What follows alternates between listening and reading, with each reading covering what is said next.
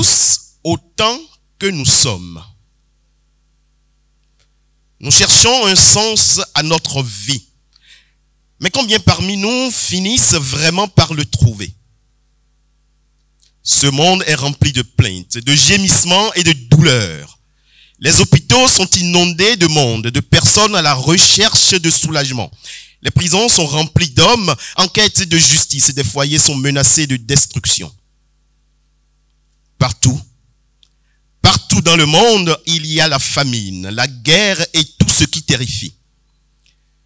Au cœur de ce funeste décor où jubile la mort, certains reçoivent cependant la grâce de lever les yeux. Oui, comme le disent les Saintes Écritures, je lève les yeux vers les montagnes d'où me viendra le secours. Le secours me vient de l'Éternel qui a fait les cieux et la terre. Psaume 121, versets 1 à 2. Je suis resté pendant 11 années dans un foyer conjugal avec un homme, le seul jusqu'aujourd'hui qui a connu mon intimité. Ça, c'est Muriel qui parle. J'ai désespérément passé 9 années durant cette période à désirer la maternité. J'ai connu plus d'une dizaine d'opérations chirurgicales, toujours à la quête d'un bébé. J'étais détruite de l'intérieur, psychologiquement atteinte. Après plusieurs fausses couches et une grossesse extra-utérine qui a failli m'ôter la vie, mais n'a pu obtenir que l'une de mes trompes, j'ai été diagnostiqué sans trompe. Oui. Je menais sans cesse des combats spirituels aux côtés d'un homme dont le caractère était opposé à ce qui aurait pu aller avec ma personnalité. Et ce jour-là, le 5 décembre 2023, j'ai pris enfin une décision salutaire, celle qui allait transformer pour toujours ma vie. Il m'a fallu des années pour y parvenir. Tourner dos à 11 années de vie conjugale n'était pas chose facile, mais il le fallait, car j'étais devenu l'ombre de moi-même. J'avais échoué en prenant une direction autre que celle tracée par mon Père céleste. J'ai crié à lui, j'ai crié tellement fort que dans mon désespoir, dans cette obscurité, de cette fosse profonde, ma voix a tonné au trône et mon Père a volé à mon secours. Dieu entendit leurs gémissements et se souvint de son alliance avec Abraham, Isaac et Jacob. Dieu regarde les enfants d'Israël et il en eut compassion. Exode 2, versets 24 à 25. Serait-ce juste mes cris que l'Éternel aurait entendu ou également les efforts de ce Moïse auquel mon âme a été confiée et qui paierait un prix quelque part? N'importe comment, j'ai entendu et reconnu la voix de mon Père céleste ce jour-là. Alors que j'étais de passage dans cette église pour un programme spécial dénommé, donné par un apôtre venu du Nigeria, j'ai entendu ce qui suit. Je ne suis pas dans ce choix de conjoint. Tu l'as fait par toi-même. Reviens à la base. Par où tu étais censé commencer. Abandonne-toi à moi. Dédie-moi ta vie. Fais de moi ton fondement et c'est moi qui vais t'orienter désormais dans tes choix.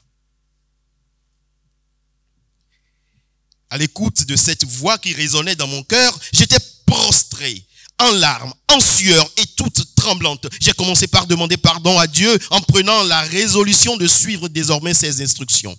Je comprendrai plus tard qu'on appelle cet acte la repentance. Depuis lors, une marche commença avec le Seigneur, jusqu'au jour où j'ai enfin pu tourner dos à cette vie. C'était le chemin du baptême. La marche vers la mer Rouge n'a pas été de tout repos pour Israël, avec la poursuite du peuple égyptien. Je ne manquerai non plus à ma part sur ce chemin vers ma mort certaine pour une nouveauté de vie. Je me rappelle toujours cet instant où j'ai franchi le seuil de la porte de ma mère. J'avais porté 2 2 robes superposées pour paraître plus en forme. Pourtant, je flottais comme une feuille d'arbre détachée de sa tige que le vent malmène dans toutes les directions. Comme l'oisillon qui essaye de se débattre au premier vol. Satan a profité de mon inexpérience et de mon immaturité pour avoir raison de moi. La voix de ma mère résonne encore dans mes oreilles. Quand elle me vit, elle s'écria: pourquoi es-tu devenu si maigre? C'est quel genre de mariage? Oh oui, mon âme languissait. Visiblement, je m'étais trompé de chemin et j'en ai payé le prix fort. Je suis sorti de là déplumé. J'étais morte. Il ne restait plus rien de vivant en moi. Malgré les peines et tribulations, je ne m'avouais jamais vaincu. J'essayais toujours comme je pouvais de faire décoller les choses, même si cela semblait pourtant de plus en plus difficile. Je dépensais énormément d'efforts pour ne gagner que des miettes. J'enchaînais échecs et dettes. J'essayais toujours sans jamais laisser tomber. Malgré la fatigue, le désespoir, la solitude, je tenais toujours le coup. J'avais le lancement de ma marque de vêtements en cours. Oh mon Dieu! Si j'avais pu t'écouter plus tôt, jamais je ne me serais lancé dans cette aventure. Oui, c'était un grand événement comme j'en avais l'habitude d'organiser. Mais que pourrait-il sortir de bien et de bon en moi avec cet état de vie spirituel absente et chaotique? Jean 1, verset 46. Pour cet événement, j'étais déjà à la porte du non-retour. Beaucoup de frais engagés, beaucoup de pertes, il fallait consommer. Tout mon être s'attardait sur l'organisation, mais ça ne décollait pas. J'ai énormément prié pour ce 24 décembre avant d'obtenir ce qu'on pourrait appeler un semblant de résultat. Fatigué, stressé, déboussolé. La déterminée que j'étais n'abandonne jamais. Je m'accrochais à Dieu jusqu'au jour J. L'événement s'est bien déroulé, mais sans grand monde. À peine 30 personnes sur les 100 attendues. Si le Seigneur ne bâtit la maison, les bâtisseurs travaillent en vain.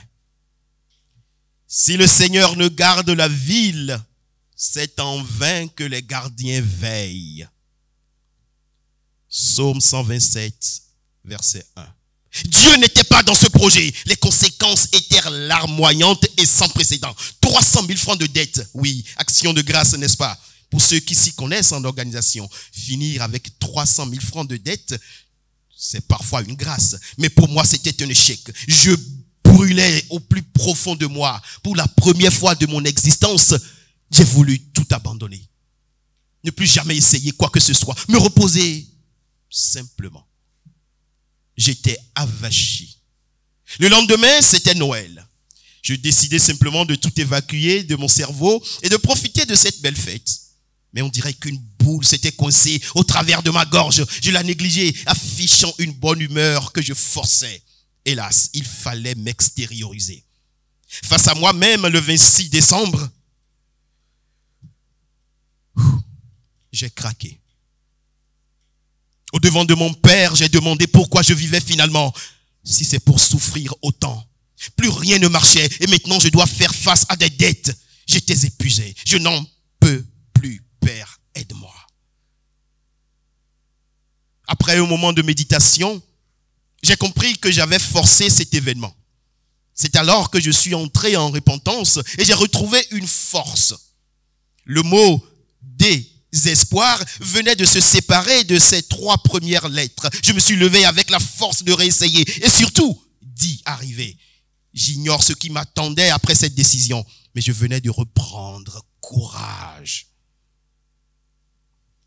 Et je crois bien que c'est le but. Il ne fallait pas perdre espoir. Il fallait cette force, ce retour d'espoir pour continuer la lutte. C'était gagné. Mais comment payer les dettes? Ma situation financière était sans vie. J'expérimentais la mort en tout point de vue. Oui, la mort n'est pas que physique, vous savez. Elle est d'abord spirituelle. On peut être physiquement debout, mais déjà mort. Tout était dépourvu de vie autour de moi.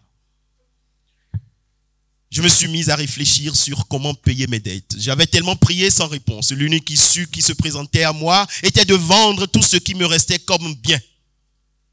Mais machine à coudre, oh my God, difficile. Un enseignement disait que lorsque Dieu ne fait pas, il ne se fait pas présent dans une affaire dès le début, il est souvent rare qu'il poursuive cette affaire avec vous. Il se charge d'abord de la détruire afin de recommencer une nouvelle avec vous. Cet enseignement m'est venu à l'esprit, rendant légitime désormais cette seule issue qui s'offrait à moi. Je me suis mise à libérer mes machines, les unes après les autres. Les valeurs ont considérablement diminué. Je ne gagnais pas beaucoup, mais ça aidait à rembourser peu à peu les dettes. Mon portable n'arrêtait pas de sonner. Je ne savais pas où donner de la tête. J'étais sans sommeil, apeuré. C'était invivable. Le machiniste me confia qu'il avait honte chaque fois que je venais. « Mais qu'avez-vous si tant comme problème pour vendre toutes vos machines, madame ?» me demanda-t-il. Et à moi de poser un acte encore plus audacieux. Après avoir vendu encore une machine de plus, j'en ai ciblé 20 autres qu'il m'a facturé à 1,8 million francs CFA. Et j'ai promis revenir les lui racheter. Mais d'où me sortait ce courage quand je pense que c'est dans ce même argent que je prenais de quoi survivre avant d'envoyer le reste aux créanciers? Serait-ce cela qu'on appelle la foi? J'étais seul face à mon destin. Personne n'était au courant de tout ça. Et un jour, j'ai tellement sombré que j'ai demandé à Dieu de me rappeler à lui. Oui, le diable venait de défiler devant moi. Tout ce que j'avais perdu et combien je ne valais rien. Il y a quelques semaines encore, j'étais marié et confortablement installé dans un foyer où tout allait bien d'apparence. Oui, le bien matériel, c'était pas forcément ce qui manquait à mon ex-mari. Nous avions bataillé ensemble pour en arriver là. Entre voitures, appartements bien meublés, frigo rempli, fin du mois arrondi et mon entreprise pleine de machines. Personne ne pouvait croire à mes plaintes, selon lesquelles je ne me sentais jamais à ma place durant toutes ces années passées dans ce foyer. Je vivais une vie superficielle et mon âme était toujours en peine. Aucune amie ou personne proche ne me croirait à la lecture de ceci. Mais oui, j'ai toujours su bien cacher ma misère, au point où j'étais devenu très envié. Je venais donc de perdre tout ça. De retour chez ma mère, à plus de la trentaine, je m'étais retrouvé sans argent, sans enfant, sans trompe, sans travail, sans le peu que j'avais réussi à construire avec des dettes comme cerise sur le gâteau de ma misère. Il faut désormais tendre la main à ma mère pour demander quelques piécettes d'argent. C'était les plus durs moments de ma vie. Quand on sait ce que j'ai déjà connu comme douleur, c'en était de trop. Que le médecin me dise que je ne pourrais plus avoir d'enfant à une série d'opérations chirurgicales. 10 hydrostubations, 2 coléoscopies, des curettages après fausse couche, j'en passe. Cela n'est rien à côté de tout ce que mes oreilles ont entendu, mes yeux ont vu et que mon cœur a connu. J'ai déjà entendu, par exemple, que je devais mourir dans quelques jours parce que j'étais désormais transformé en viande dans une marmite dans le monde des ténèbres. J'ai entendu aussi, pendant que je traînais une grossesse invisible sous échographie, que le bébé avait été charcuté à coups de machette à l'intérieur de moi. J'ai frôlé la paralysie. Et au cœur de tous ces désastres, j'ignorais d'où je puisais la force pour tenir tout en cherchant à demeurer une bonne épouse. On aurait cru que j'étais né uniquement pour souffrir. N'est-ce pas largement suffisant pour ne plus avoir envie de vivre? Mais chose curieuse, malgré les moments sombres, j'étais toujours une étincelle d'espoir. Oui, car je savais que j'ai un Dieu fidèle. Je me suis alors tourné vers lui. Je n'avais plus que lui. Lui seul pouvait me sortir de là. Je comptais sur lui. Mon unique recours était Dieu. Et je bénis son amour qui a permis que je me sois retrouvé dans une communauté avant tout ceci. Et chaque fois que j'allais sur la plateforme de la prière, je sortais apaisé, confiante. Oui, confiante que tout irait pour le mieux. Les prières spirituelles à l'église ont été d'une aide capitale pour moi. Et que dire du Père spirituel que la vie venait de me donner? On dit que pour se retrouver dans sa destinée prophétique, il faut parfois rencontrer un homme de Dieu. Ce fut mon cas. L'Éternel a vu juste. Je me suis retrouvé sous la couverture de la bouche prophétique qui allait me ramener sur le bon alignement pour retrouver le dessein de Dieu pour ma vie.